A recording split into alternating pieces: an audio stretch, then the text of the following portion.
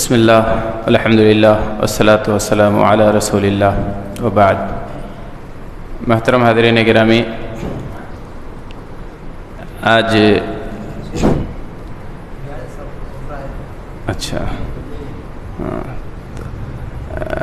ہماری مسجد میں بہار سے کچھ سفرا تشریف لائے ہوئے ہیں۔ آپ تمامی حضرات سے گزارش ہے کہ ان کا تعاون کرتے ہوئے جائیں۔ حاضرین گرامی، آج ہم انشاءاللہ ایک مسئلے پہ بات کریں گے۔ مسئلہ یہ ہے کہ آج کل ہماری مسجدوں میں تراویح کی جماعت کے ساتھ نماز ادا کی جاتی ہے، تو اب ایک شخص اگر کسی وجہ سے تاخیر سے مسجد میں آتا ہے، ایسے وقت میں کہ عشاء کی جماعت ختم ہو چکی ہے اور لوگ جماعت کے ساتھ تراویح کی نماز اگر ادا کر رہے ہیں، تو اس میں بہتر یہ ہے کہ پیچھے رہ جانے والا آدمی جماعت میں شامل ہو جائے۔ 2 رکعت، کیونکہ 2 رکعت کے بعد سلام پھیرتا ہے امام، تو اب تراویح کی نماز میں شامل ہو گیا ہے عشاء کی فرض نماز پڑھنے والا آدمی، اور 2 رکعت جماعت سے یا 1 رکعت بھی اگر جماعت سے پاتا ہے اور اس کے بعد امام کے سلام پھیرنے کے بعد وہ کھڑا ہو جائے اور اپنی جو چھوٹی ہوئی نماز ہے اسے پورا کر لے۔ اس میں مسئلہ یہ آتا ہے کہ امام چونکہ اقتدا کے لیے بنایا گیا ہے، لیکن امام کی نیت نفل نماز کی ہے اور پیچھے رہ جانے والا آدمی فرض کی نیت سے پڑھتا ہے، تو کیا ایسا چلے گا؟ اس کا ثبوت ہے کہیں حدیثوں میں یا نہیں ہے؟ تو اس کا ثبوت موجود ہے۔ صحیحین کی روایت ہے، جابر بن عبداللہ رضی اللہ عنہ روایت کرتے ہیں، کہتے ہیں نبی پاک صلی اللہ علیہ وسلم کے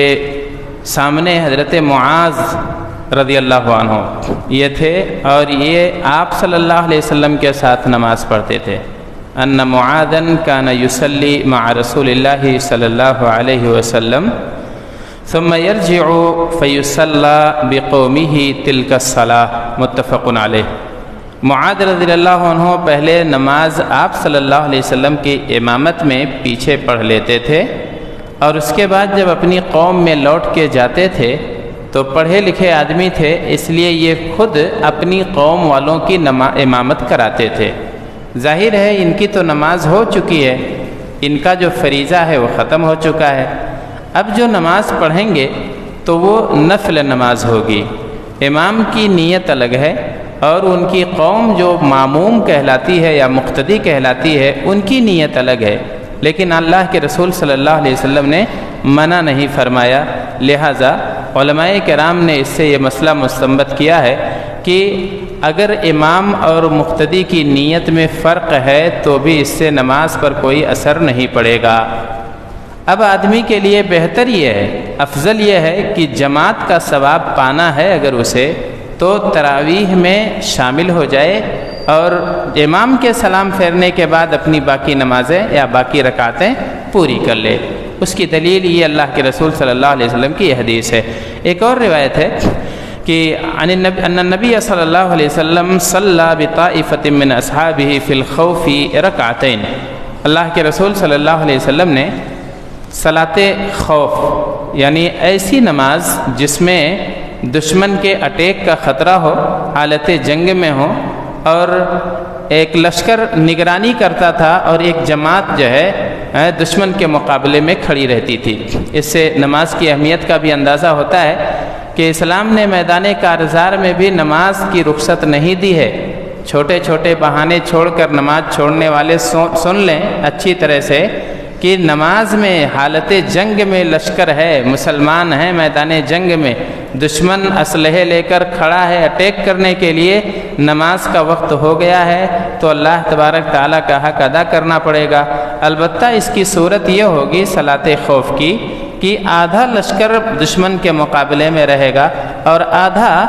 جو ہے نماز ادا کرے گا۔ تو اللہ کے رسول صلی اللہ علیہ وسلم نے پہلے 2 رکعت نماز پڑھائی ایک جماعت کو، اور اس کے بعد پھر دوسری جماعت کو 2 رکعت آپ صلی اللہ علیہ وسلم نے نماز پڑھائی۔ تو ظاہر ہے پہلی میں تو آپ صلی اللہ علیہ وسلم کی اور مقتدیوں کی نیت برابر تھی، آپ بھی فرض پڑھ رہے تھے، مقتدی بھی فرض ادا کر رہے تھے، لیکن دوسری جماعت کو جب آپ نے امامت کرائی ہے تب یہاں نیت میں اختلاف ہو گیا۔ اللہ کے رسول صلی اللہ علیہ وسلم کا فریضہ پہلے ادا ہو چکا تھا، اب بعد میں جو لوگ پڑھ رہے ہیں تو وہ تو فریضہ ادا کر رہے ہیں، لیکن اللہ کے رسول صلی اللہ علیہ وسلم کی نیت آپ کی نفل کی ہے۔ اور ایک اور روایت ہے، ایک آدمی ابو سعید خدری رضی اللہ عنہ کی روایت ہے کہ ان رجلا جاء وقد صلى النبی صلی اللہ علیہ وسلم، ایک آدمی آیا، آپ صلی اللہ علیہ وسلم نماز پڑھ چکے تھے، یعنی جماعت ختم ہو چکی تھی، اس کے بعد وہ شخص آتا ہے اور آپ صلی اللہ علیہ وسلم کے سامنے ہی نماز اپنی پڑھنا شروع کر دیتا ہے۔ آپ نے فرمایا الا رجل یتصدق علی ھذا فیصلی معہ، کیا کوئی آدمی ہے جو اس کو صدقہ کر دے اپنی نیکیوں کا اور اپنے خیرات کا صدقہ کرنے والا کوئی ہے؟ ایک شخص کھڑے ہوئے اور ان کے ساتھ شامل ہو گئے، یعنی ان کو جماعت بنا دیا، اب جماعت کا ثواب انہیں ملے گا۔ لہذا کوشش یہ ہونی چاہیے کہ اگر چند لوگ ہیں اور ان کی نماز چھوٹ گئی ہے تو جماعت اگر بن سکے تو جماعت بنا کے نماز ادا کریں تاکہ ان کو باقاعدہ جماعت کا بھی ثواب حاصل ہو۔ مومن آدمی نیکیوں کا حریص ہوتا ہے اور زیادہ سے زیادہ نیکیاں اکٹھا کرنا چاہتا ہے، تو آپ جماعت کے ساتھ اگر نماز ادا کریں گے تو آپ کے ثواب میں اضافہ ہو جائے گا، اور اگر تنہا نماز ادا کریں گے نماز تو ہو جائے گی، آپ کا فریضہ عائد ہو جائے گا، جو ہے آپ کا فریضہ ادا ہو جائے گا، لیکن آپ کے ثواب میں کمی ہوگی۔ ایسے ہی عشاء میں تراویح میں کوئی آتا ہے، اگر اکیلے کہیں پڑھ لیتا ہے تو بھی اس کی نماز ہو جائے گی۔ نماز اگر اس کے شروط اور ارکان اور واجبات ادا ہو گئے ہیں تو نماز ہو جائے گی، لیکن ثواب میں کمی ہوگی۔ لہٰذا بہتر یہ ہے کہ اگر ایسا اتفاق کسی کے ساتھ پڑ جائے تو وہ تراویح کی نماز میں شامل ہو جائے، جماعت میں شامل ہو جائے، جو بھی 1 رکعت 2 رکعت اسے جماعت کے ساتھ ملے وہ ادا کر لے، اور چھوٹی ہوئی رکعتیں بعد میں وہ پوری کرے۔ اللہ تبارک تعالی ہمیں اپنے دین پر صحیح معنوں میں عمل کرنے کی توفیق عطا فرمائے۔